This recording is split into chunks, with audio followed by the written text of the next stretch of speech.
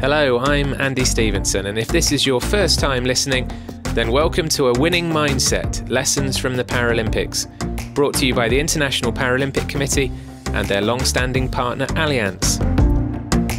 You're about to hear my chat with Breaking Bad actor RJ Mitte, who has cerebral palsy and worked at the Rio Paralympics for British broadcaster Channel 4. As you listen to this episode, please do subscribe, and then you can hear my previous conversations with Paralympic stars such as Tatiana McFadden, Johnny Peacock and Grace Wembalua. Our aim is that these podcasts can help you in your own personal and professional life. You'll be introduced to people who can inspire and change the way you think, with their stories of facing life's challenges and the true power of having the right team behind you. So let's hear now from RJ Mitte as we discuss sport, disability and some recent high-profile controversies in the film industry. RJ, it's great to speak to you again. We worked together on the Rio Paralympics. We were both involved with the British broadcaster Channel 4 before I moved across to BBC Radio. Now, you hadn't been to a Paralympics before, and that's really why you were hired in some ways, to give that fresh perspective on things. But had you been aware of the Paralympics at all growing up? I had, and it's great to catch up, Andy. It was such a pleasure being able to work with everyone during that period of time and growth really for the Paralympics. And you know, I grew up. I have cerebral palsy for anyone that's listening that doesn't know. So, the disability world is very familiar to me. And growing up, I watched the Olympics, but I also watched the Paralympics. I hung around to the end, and it was always amazing to see feats that so many people believed were impossible that are actually possible. And it really actually changed my life when it came to perspective and just meeting all these athletes and seeing this true strength of valor and determination in everyone.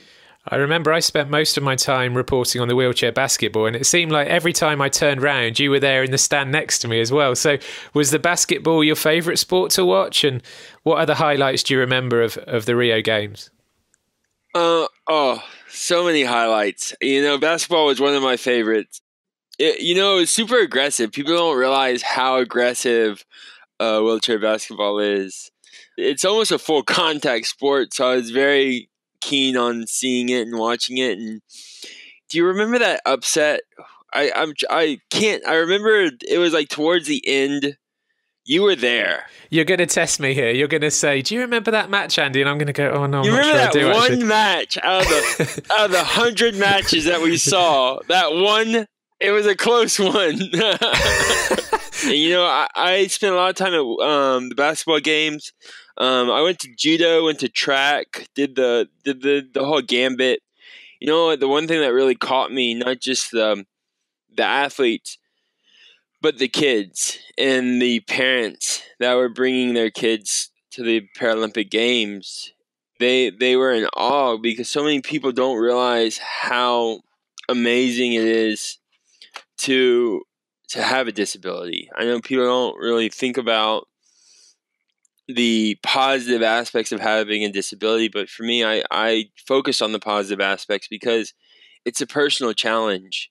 And, you know, we all have these challenges in our lives, but when you have a personal one, it makes you strive even harder. So every match that I went to, every game I saw wasn't just a race to win. It was a race for who they were as individuals to shine, and it was a fight to the death on every part. I've talked before. I mean, you've obviously been with me. You see me. You know, I was born with no hands. I have a very visible disability, as in some ways I guess you do when people stop and stare. Because this is something I've spoken about before. When you're at the Paralympics, you can almost just relax because you're surrounded by so many disabled people, not just the athletes, but spectators, officials, you know, all sorts of people. And I never get the impression at Paralympic Games that people are staring at you in the same way they would outside of the Paralympics. Did you feel that yourself as you walked around? Well, I didn't feel any era disability. I didn't see disability in this. It just felt like we were at this pinnacle of athleticism event. It wasn't like this is a disabled event. With a bunch of disabled people. No, this was a triathlon. This was a basketball championship. This was a judo. This was a power struggle. It wasn't like, oh, these are a bunch of disabled people. It took me out of disability. Actually, it took me away from the mindset of that and like my own disability. And I was just like, look at these amazing individuals that are breaking world records, that are defining physical abilities. And for me, I think that was something that really was just an awe to just see so many amazing athletes that I couldn't ever compete with.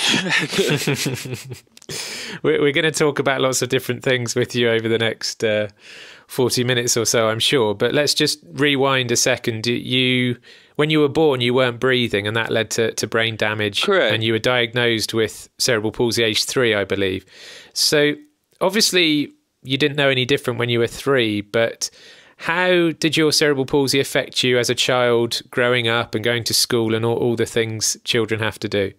No, so for listeners that don't know, cerebral palsy, I'll go into a little detail, is most commonly caused at childbirth from lack of oxygen to the brain, which can affect numerous different things. But for me, it affects fine and gross motor skills, hand-eye coordination, speech. It's kind of like my whole body is a rubber band retracting. So because of that, I wore braces and cast and may or may not talked a little funny, but that was just because I was from the South. But I was very lucky that I grew up with a disabled grandfather. So for me, disability was quite normal. I wasn't diagnosed till age 3, but luckily I was able to get treatment at Shriners Hospitals for Children. But when it came to general public school or maybe places that weren't so well versed with people with disabilities, you will get looks. You will get questions. They're the question mark on top of their head. They're not an actual question, But for me, I never let that really taper who I was as an individual. I dealt with bullies, People saw my cast or braces on my legs and was like, oh, that's an easy mark, But at the same time, I was very athletic. I played soccer or football. I was in martial arts. I was in all kinds of things, physical activity. So sport was a big part of my life. It helped me gain control of my disability, that I could utilize it and grow from it. So for me, when you're in a team sport, it's a family. And you grow as a unit because you need to rely on each other to lift you up. And for me, that was a big part of my community growing up, was soccer and my teammates. And anyone growing up should be in a team sport or a sport nonetheless, because it doesn't just give you social skills. It challenges who you are to strive for greatness, to strive to win, and to learn how to lose and accept your loss. And I think that's something that we don't always agree with, is that we can accept our losses. But I think sometimes we don't learn from a win, but we learn how to win by losing. And I guess when you were first at school in the 90s and me in the 80s, of course the Paralympics were happening, but they had nothing like the profile they have now. So the kids in our playground or classroom may not have seen a disabled person, let alone one playing sport. Yeah, 100%. And it was interesting in my school, they really isolated the people with disabilities to one room. And that was kind of a thing that I had to fight for, was to be in a normal classroom. Because like you said, we didn't see the Paralympics really in the 80s and 90s. We didn't really see people like ourselves on the soccer fields and the the basketball courts and martial arts. And it was something that, for me, having those opportunities, people would even question why I was there at those times. Like, aren't you disabled? Aren't you? Like, I don't want to, when I was in martial arts, like, I don't want to hit a disabled kid. And my sensei was like, no, hit him. Hit him hard. It's kind of that mindset of like, no, I am not fragile. I'm an athlete. I'm a human. I can do these things. I can push forward. We have this misconception of being disabled makes you a fragile person. And you know, some disabilities do weaken the bones and do make you more vulnerable for injury. But certain disabilities actually make you harder. They make your bones stronger. They make your muscles tighter. They make your body work harder to get to that next level. Never mind mentally stronger, of course, which, exactly, you know, we hear about it now, don't we? Actually, the push for workplaces to be more diverse. A lot of the time, people make the very valid point, in my opinion, that actually a lot of disabled people can actually be very mentally strong people to have on your team, regardless of what you're doing, whether it's sport or something else.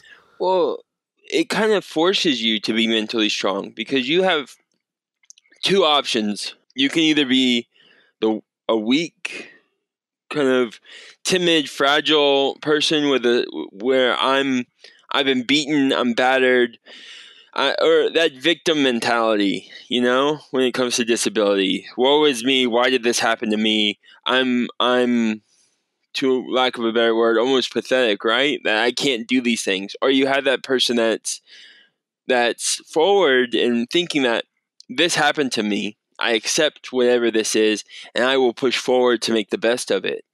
And those are kind of really two paths that every human shares in their life when trauma happens. But really, it's the latter one that we all strive for. And I'm very happy that I grew up with a mindset of can't is a decision. You know, we all can say I can't do something if we never try. As soon as we try, we can do it, and we realize, oh my God, it was so easy to do this. But I had to work for it, you know? We all have to work for it. I always saw adversity as an opportunity. When someone didn't understand me, I thought that as an opportunity to inform and to help bring awareness and just been like, oh, this is what I have. I am who I am, and I have the tools to grow from it. And listen, when did you begin taking an interest in performing of a different kind, i.e. acting? You know, I started acting because of my little sister.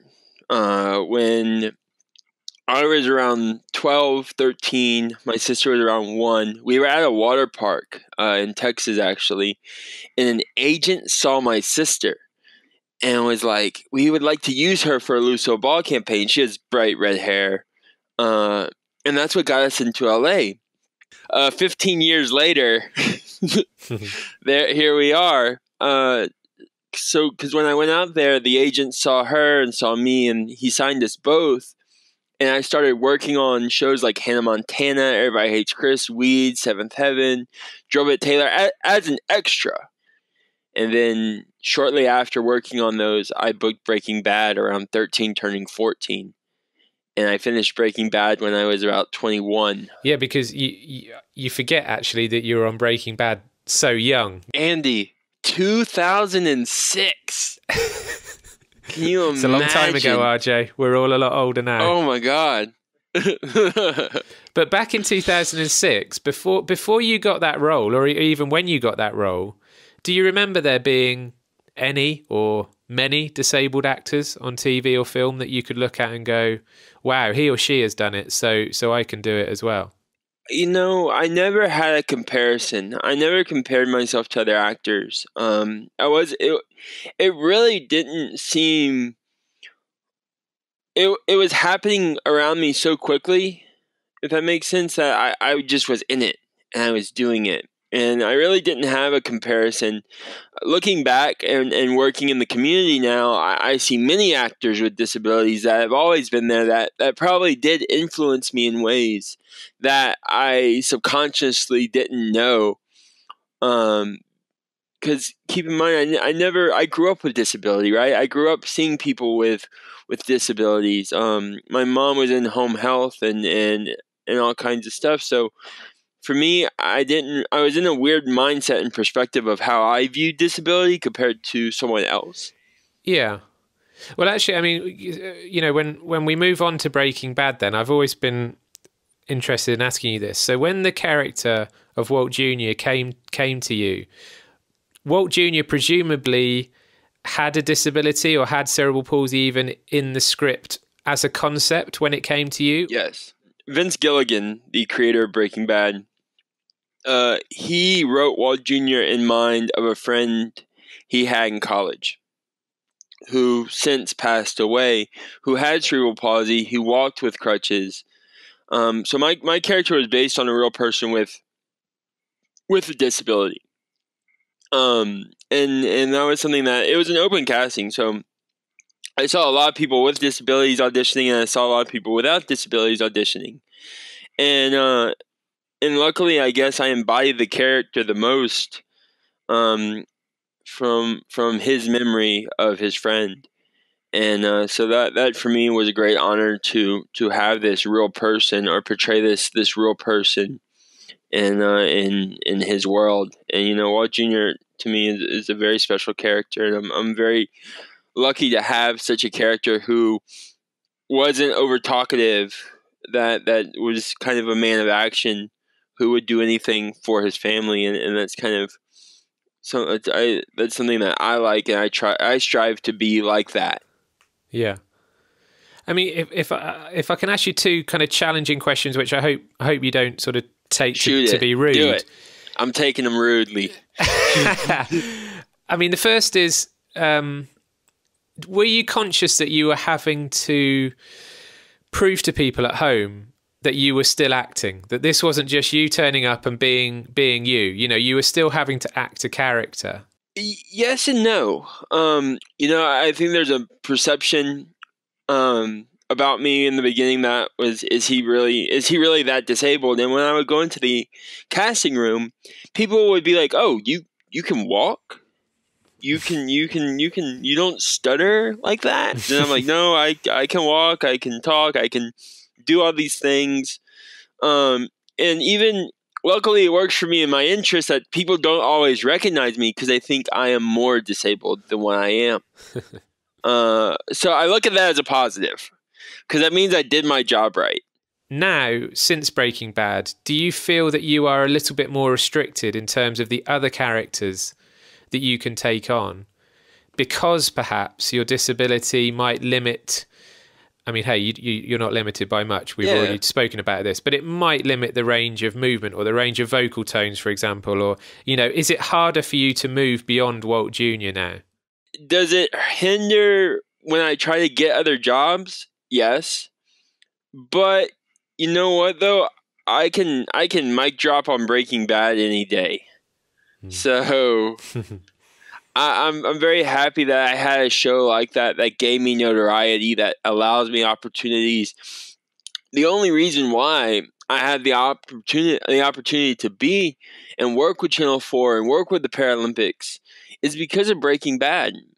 We need to stop looking at it like, oh, it's we have to have a diversity hire. We have to have this, and this, and we have to, and we want to just get authenticity, and that's cool. But how about let's hire people because they're great actors. Let's hire people because they're unique and they bring a draw that catches an eye in a diverse way. And I find more often than not, we get hung up on these physical realms of like, let's stick that person and pigeonhole him. But we can branch that so much further, because it doesn't have to be a main arc. That person could be that person, and we don't have to explain the backstory. And that's what made Walt Jr. great, is you didn't see the backstory of we didn't explain how he got CP. we didn't explain all the therapy. Like, he mentions it once, but in relation to Walt when he's talking about cancer treatment. And those are the ways that we can bring it in mass media that do it positively and show the normality of who we are as individuals. It's a fascinating subject. Did it strike you at the time that Breaking Bad and your role within it was going to be so groundbreaking in terms of the representation of disabled people? No, I didn't realize it. I didn't understand what Walt Jr. meant to so many people. And you know, looking back, I did see people with disabilities on television, but it was a different way of showing disability. And, you know, you have Seinfeld, you have Danny Woodburn and Robert David Hall, and now Michael J. Fox. And, you know, for me, I think the closest person that I had to relate to was Forrest Gump. But he wasn't technically really a disabled individual, but that didn't really cross my mind. And I'm very honored that now we have a Walt Jr. to look at, and to not just be a disabled person, but a pivotal part of a family, a protector, a doer, not just someone that's sick or dying or a side character, but an actual individual. And I think as we see in more diversity growth now, you see that a lot more. It's still very catchy now, you know, it's very gimmicky in a lot of ways, but I definitely am very happy that Walt Jr. set a tone for what we strive when it comes to diversity in the arts and media. Now, there are a couple of big controversies I have to ask you about. It's connected to your world. I'll be fascinated by your views. Firstly, we have seen several disabled characters played on screen by non-disabled actors. And I think we'd have to say that on occasions they've actually been played very well and the actors have clearly taken the roles very seriously. But why aren't disabled actors being used for those roles? I have no idea. I think a lot of times people don't get access to those roles just because we don't know where to get access to. And this isn't just for someone with a disability. This is across the board. I look at shows on television and go, why didn't I even get an audition for that? Our acting industry is a very small industry. Yes, it's a global industry, but you see a lot of times the same people getting hired for the same roles. And the reason why is not because of their great talent, is that they're consistent. And they know that these people are consistent, so they consistently hire them. And I think when it comes to people with disabilities and the lack of opportunity for individuals that have them to audition, isn't that they can't do the job, but we just don't actually have the ability to really cast properly. And I think a lot of times people just get overlooked and forgotten. And that's sad. And sometimes people just don't care. And it's disappointing. The other thing that can happen is that disabled characters on TV and film are presented as tropes. So some people are uncomfortable with Forrest Gump, for example, or a film like Me Before You, where a paralysed man was portrayed as being suicidal. Does it make you angry that there aren't more characters like Walt Jr. who just happen to be disabled? In other words, their disability isn't the focus. Anger isn't the term, but it does confuse me to see characters that kind of devalue themselves in certain ways, where you could have made a great character there with or without a disabled actor. I'm saying in general, taking a great character and just devaluing him or making him relatable, and I'm doing that with quotation marks, to the general public, because they're like, oh, that character's not relatable enough. It's like, well, how do you know it's relatable or not when you only hang out with one type of person? You know what I mean? When you're only at this one party and every party thinks alike, what's relatable to another group or another group or another group? And this could be you and me. Me and you, Andy, we have vastly different lifestyles. We've vastly different experiences. Yeah. And certain things we probably relate on, and a lot of things that we don't. but me and you are at the same party. Yeah, I know exactly what you mean. But so we click. Well, what's that third party that doesn't get it? And their perception of us versus who we are as individuals, is often inaccurate. Well, listen, that actually brings us on perfectly to another big story that's been around in recent weeks, and I'll be interested to hear your take on it. We've seen a lot of anger towards the Warner Brothers film The Witches recently, which is an adaptation of a Roald Dahl novel. Yep. Now, just to explain to people listening who might not be familiar, crucially, in the Roald Dahl book, the witches are said to have, and this is quotes, square feet with no toes and claws instead of fingernails, end quotes.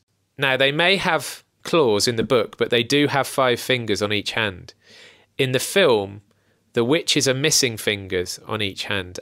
Now, a lot of people with limb impairments, including several Paralympic athletes, have reacted very strongly to that depiction, saying it reinforces cruel and negative imagery and will only encourage bullying or mistrust of people with limb difference. What's your take on that specific controversy? I agree and I disagree.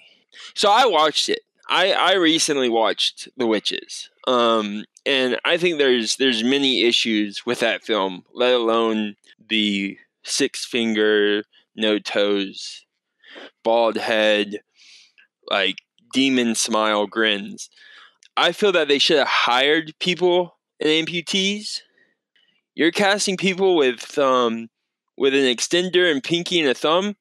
I know like 4 people off the top of my head that are missing their ring finger and middle finger. That would have been great for these roles.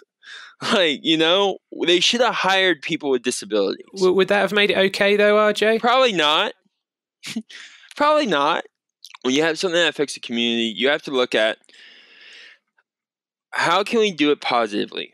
It's got more notoriety now than it ever has. And I think this is an opportunity to take a film like The Witches, like so many other films that have this now stigma about disability, and start the conversation. This is a conversation starter. What could we have done better? What could we have done differently? Who could we have hired to make this better film? And for me, I look at films like this as a positive step for change. Not a negative, but a positive. And I know a lot of people will disagree and say that this film is making fun of people that are amputees. This film is making they're making us look like monsters. And there's a big campaign that says "I'm not a witch." I don't know if you've seen that. Yeah, I have. Yes, just for people who haven't seen it, this is a social media campaign where people with limb difference, including Paralympians, have been posting photos of their arms and hands and stumps with that hashtag. Sorry, go on, RJ. Yeah, but now let's utilize this awareness on I have 4 fingers. Mm-hmm. I was born without limbs, or I was born with 2 thumbs, or I was born with all these things. I certainly tend to agree with you that it could be a kick up the backside, if you like, to the film industry, and they won't make these same mistakes again, or certainly not in the same way. I guess, though, I mean, doesn't it point, though, to the wider issue that actually we rarely see disabled people as the hero in films? And it actually makes me think that it's possibly only the Paralympics that portrays disabled people positively on such a big scale. We can all sit down and watch the Paralympics and see heroes for 3 weeks, but not in other spheres like film. And I think that's one of the wider issues that this controversy has thrown up. I agree. I think, though, there's a bunch of psychological studies on what people find uncomfortable or strange or weird. And there's a big study, and you can look at all the studies on how people view disability. And a lot of that comes to amputees, little people, Down syndrome, those more noticeable disabilities, not so much as in autism or depression and stuff like that. There's many studies, and sadly, the industry use those studies to target markets, because they know seeing Anne Hathaway with 4 fingers and a shark-like face, talking like with a crazy accent, is going to be a market, right?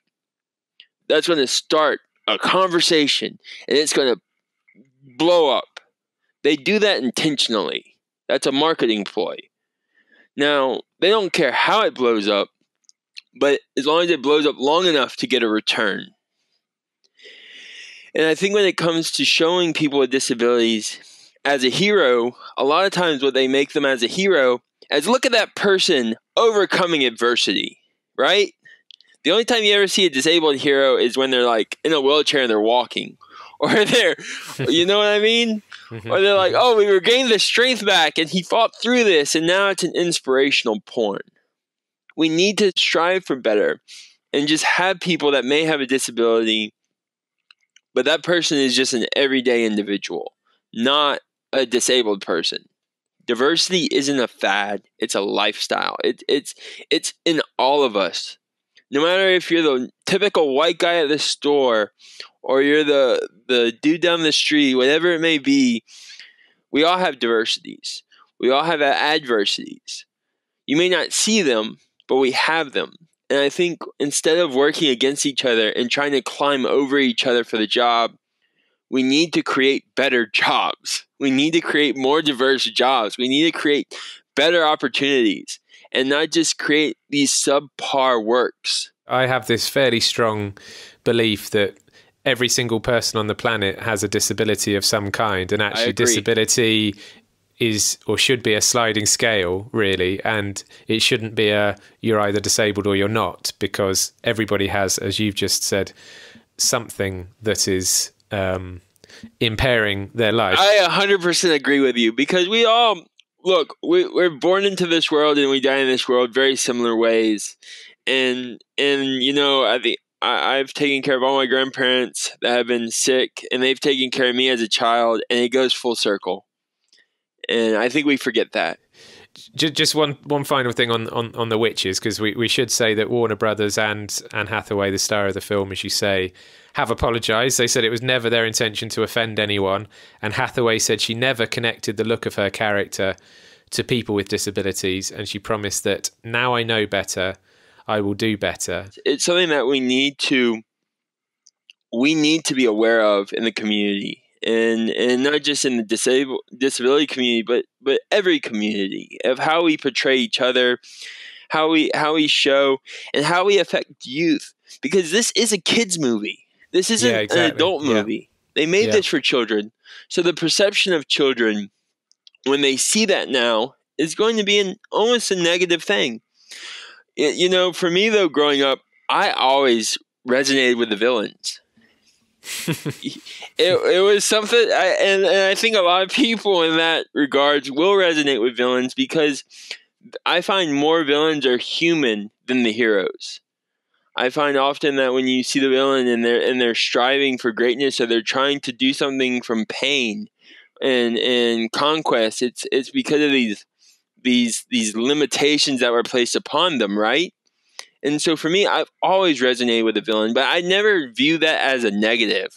I think it just highlights how every individual is going to have a different reaction to this. Yeah. And I think you've touched on something there, which actually some kids, and you know, we obviously don't know sort of the background to it, but some kids actually may have 2 or 3 fingers out there, and they might take this on as a sort of badge of coolness, even though it's a villain. You know, they might actually go, they might play up to it in a positive way. I mean, I think we could draw a line under this, because obviously we can talk about this for a long time. I think something you said earlier is very important, though, which is actually, you know, we can accept maybe what's happened here if something positive comes out of it for the film industry, and it makes a producer or a director or a CGI man or woman think a little bit harder next time.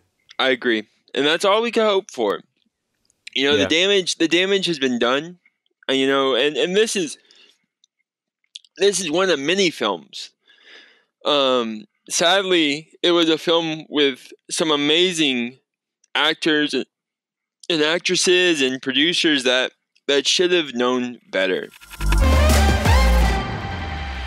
Let's come back to you, RJ, to finish. What's next on the horizon for you, either in film or outside of film? Paralympics 2028? Yeah. No, not yet. How pumped are you to have the Paralympic Games in the US and just down the road from you in Los Angeles? I'm very excited to have the Paralympics in my own country. I'm very excited. You know how the Olympics kind of started, right? It was a community. It was to bring the world together. This isn't just some sport game. This is a unity event. And for me, that's something that I feel very passionate about, and I feel is so important to have. Is to have this global unity of athleticism and growth and different diversities that all come together. And I'm so excited to be able that the United States is hosting this event. I'm very saddened to see what happened this year with the Olympics. But we'll be okay. We'll be okay next year, hopefully. Next year. I'm very happy for it. Well, I look forward to RJ Mitte wearing some sort of jetpack or futuristic thing, like lighting the flames somehow in LA in 2028. Or just come in on a drone? Yeah, parachuting down from a drone with the Paralympic flag or something. Yo, you're gonna jump with me, right? I'll be flying it. You'll be flying it. Come on, here. Yeah. I'll be attached to the front of you. Well, one can only dream. Listen, just one final question. I think we've covered a lot of ground there and a lot of different issues, but just to try and bring together a few threads there into one kind of summarized question. Do you think the inclusiveness of sport and the diversity of something like the Paralympics can actually be an example to Hollywood and the entertainment industry? 100%. I think it's a prime example of the pinnacle of human capability, from everything from disability on. I think the Olympics, the Paralympics are really a great example of how able we all are and not disabled. And I think, to be honest, I really hope over the next years that the U.S. really steps up their support and coverage for the Paralympics and the Paralympic team in the U.S. I really think that there needs to be more support when it comes to those types of sports. I know a lot of nations do a lot for their Paralympians, and I hope soon that the U.S. can match that. Well, listen, it's been fantastic speaking to you. And I'm not just saying this, but I think you're somebody who has really fascinating things to say on a number of subjects. And actually, I respect and admire the fact that you come at things sometimes from a slightly different angle to what might be expected. And I think that's certainly the case on some of those controversial issues we discussed. But on the lighter stuff, I'm going to book my ticket to LA. I'm going to find a drone, and I'll look forward to being involved in the opening ceremony with you in 8 years' time. Come to Texas first. I miss you, man. It's been too long. I miss the team. I miss everyone. Again, that time that we all shared in Rio and working as a unit and really pushing forward was probably one of the best working experiences I've had next to Breaking Bad in my life when it came to that. And I still think back fondly on everything that we experienced, even the stress of waking up super early, running to games, running to the studio, trying to paraphrase everything that we witnessed. It was truly a remarkable experience. And any broadcaster or actor like myself that gets this opportunity to do something like that, take it, because it will change so much about not just who you are, but how you see the world. Well, I hope you enjoyed listening to RJ Mitte as much as I did. Someone who has a lot to say about disability and diversity, and sometimes isn't afraid to go against the grain of conventional opinion. Loads of you sent in questions for RJ on social media. Never fear, we've not forgotten them. They can be found in a bonus episode, which you'll get if you subscribe to this podcast. And if you do that, you can also access our earlier episodes with some fantastic Paralympic athletes for you to listen to and hopefully learn from. Next week, I guarantee you'll be sat spellbound as snowboarder Bruno Bosniak talks us through a crash that broke his back and destroyed his Olympic ambition, and how he's fought back to fulfill those dreams in the Paralympics instead.